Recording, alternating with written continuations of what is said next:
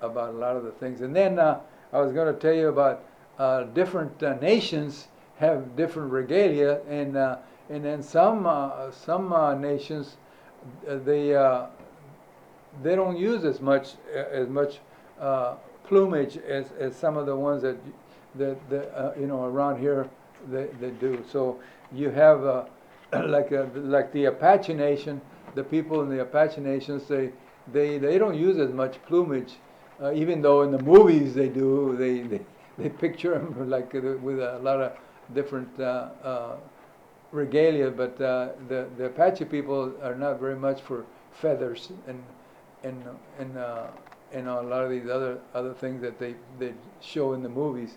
But in the Apache Nation had the unfortunate thing that they got separated when the border was established between Mexico and the United States. A lot of the Apache people got stuck in Mexico, like the Tarahumaras and the Chiricahuas, and they all stayed on the Mexican side, and then but actually native people from those nations don't actually need passport to go across the borders, because all they have to do is prove that they belong to the Apache Nation or the Comanche Nation.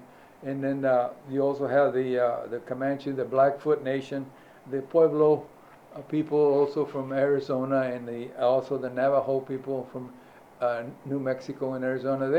They are from different areas of the country, because in those days there was no borders, where they have no boundaries. They just had the nations to worry about. But like I said, they don't use a lot of those people. The Navajo people have a completely different kind of regalia, and also like in the Sioux people from the Dakotas, the North Dakotas, and they also have different things. That's why it's so kind of important to learn about all these different Native American nations, even the ones from the East Coast. They have a lot of different the customs and the beliefs are pretty much the same, but as far as the regalia that they wear for their celebrations, they sometimes they show them in the movies where they're all dressed in their regalia, but most of the time for everyday life they dress like any other person. They don't wear a lot of their plumage and a lot of the headdresses and things like that. But when you go to these, like I say, powwows or wasipi, it's very interesting, because they start off with a grand entry, which is very important. They have the whole, everybody marches, or actually they're actually dancing. They have a dance step that they use for the grand entry, and they go all the way around the arena until everybody comes through, and then after that they also have another march where the veterans of the who have been in any kind of military service, all the way from you might say the Confederate War, and all the way up to First World War, Second World War, and Korean War in Vietnam, and now they have the war in Iraq and Afghanistan. So all those people who have served in the service, a lot of them are still in active service. They get to march, and anybody who actually goes there and he is visiting and just is in the audience, they can also join the march too. And if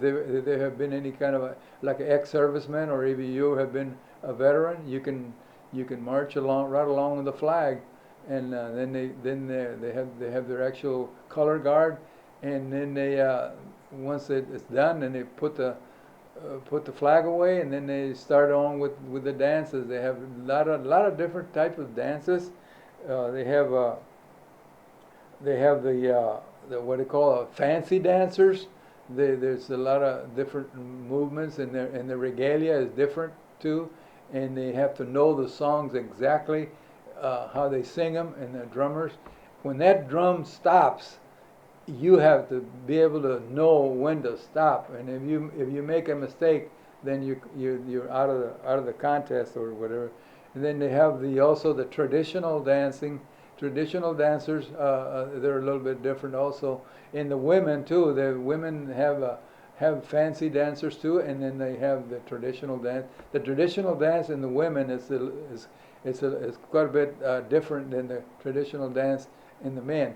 And then they have the fantails dancers, and they have these fantails that they wear, and they also it's also different than a lot of the uh, other dances that they do. They also have what they call the jingle for especially for the youngsters and the young ladies. They have these jingle dancers they call. They wear these regalia that has a lot of little cone-shaped uh, pieces of metal that when they hit each other, they kind of make a jingling sound.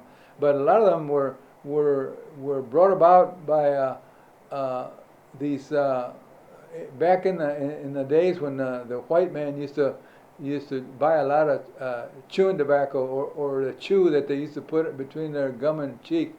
The lid to some of those little containers had a tin lid, and they used to collect all those lids, and then they'd cut them in a circle, and then what they do is they turn them into a little cone, and then they run a string through them, and then they sew them onto their regalia, and they put them all together, and they go and they jingle. Now in the southern part, like in southern part of the United States, they also have those, but they use bamboo, and they have those little small pieces about 2 or 3 inches long, little pieces of bamboo, when they dry, they're hollow. So they also run a string through them, and they sew them onto their regalia. The bamboo also makes a jingling noise, and they also use them for the same kind of dancing. So usually what's so strange is that the people always use whatever is available, almost like people would eat certain things only according to what was available. Like in Mexico, when they make different kinds of food, and they grow a lot of corn, so they eat a lot of things made out of corn. And the same thing like with the native people, whatever was available, that's what they used. And then they also have in these wasipi, they have what they call a special song, and a whole family comes about, and they dance around the arena, and they also have when they get done with the dance, and they also people can go up and give him money, or give him something to pay for. Most of that money is used to pay the singers, the ones that are singing and playing the drums, and then they also have their own thing that they give. They'll call maybe the organizer or the whip man, or they'll call somebody who can come, and they'll give them a gift, mostly like blankets, and a lot of people receive real nice quilts. A lot of those quilts are handmade, and a lot of them are bought, and a lot of them, they give these people. There's a lot of things that they have piled up there, and they give them away to a lot of the people who are participating in this wasipi, and like I say, a whole family sometimes will participate in this occasion. Also, the wearing of the regalia is very important, because it has to be very well placed wherever you're going to wear it, either your ankles or around your waist, or on your head, because nothing can fall off while you're dancing.